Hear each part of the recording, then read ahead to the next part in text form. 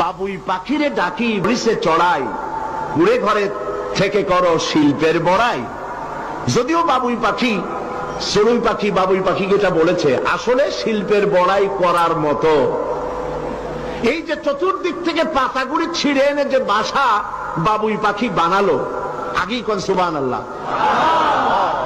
এই বাসা শুধু বাসা নয়, এর মধ্যে বেডরুম আছে, এর মধ্যে ডাইনিং রুম আছে, মাস্টার বেডরুম আছে, শুধু টয়লেট নাই। নিচ দিয়ে ঢুকবে, আবার ব্যাকডোর দিয়ে নিচের থেকে আক্রান্ত হলে ব্যাকডোর দিয়ে পালাবার ব্যবস্থাও আছে।